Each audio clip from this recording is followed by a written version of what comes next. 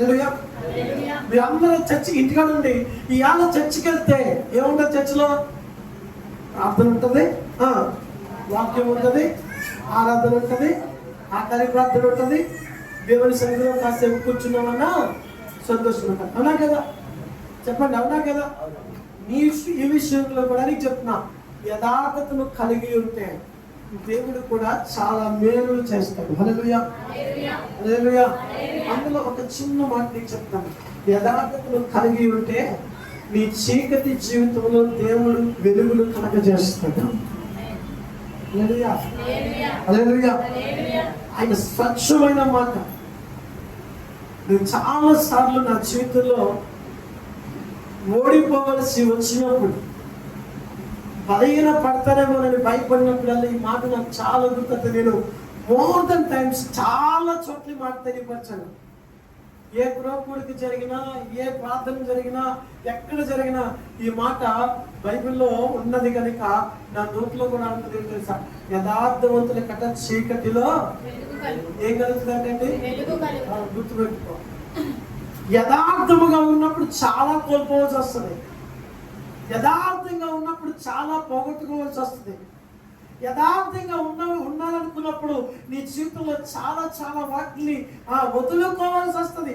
అయినా సరే యోబులాగా నువ్వు దేవుని మీద నిలబడితే తన జీవితం అంతా బలహీనపరచబడి బాధపడినప్పటికీ కూడా దేవుడు రెండంతల దీవెన దేవుడు తనకు అనుగ్రహించాడు. ఆమేన్.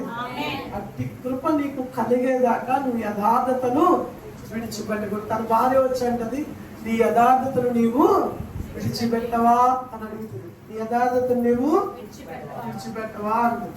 అప్పుడు అంటాడు, మూర్ఖురాలు మాట్లాడినట్టు. ఈరోజు దేవుడు తెలీదా? దేవుడు చూడలేదా?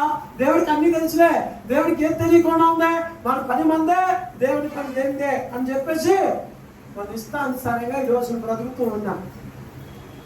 దేవుడికి అన్ని తెలుసులే, దేవుడికి అన్ని తెలుసు, దేవుడు చూస్తున్నాడు కదా పైనుంచి, దేవుడు ఎరుగులే అని చెప్పి ఏం చేద్దామో తెలుసా? మనకి ఇష్టానుసారమైన రాజ్యాలు కట్టుకుంటూ, మనకి ఇష్టానుసారమైన బ్రతుకుతూ ముందుకు పోతా ఉన్నాం. దేవుడు చూచుచున్న మాట నిజం.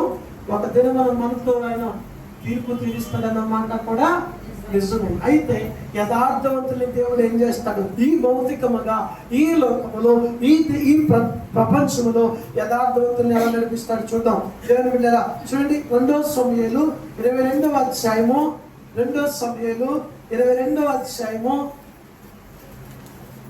2 సమూయేలు 22వ అధ్యాయము. నువ్వు యథార్థతను విడిచిపెట్టగా నడుచుచున్న బిడ్డవైతే 22వ అధ్యాయము 33వ వచనం. 22వ చదువు. ఆయన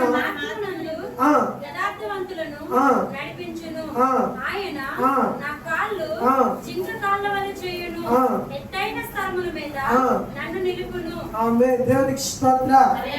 హల్లెలూయా, హల్లెలూయా.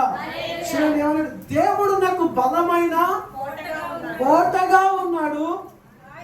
ఆయన తన మార్గములలో యథార్థవంతులను నడిపించను. దేవునికి స్తోత్రం.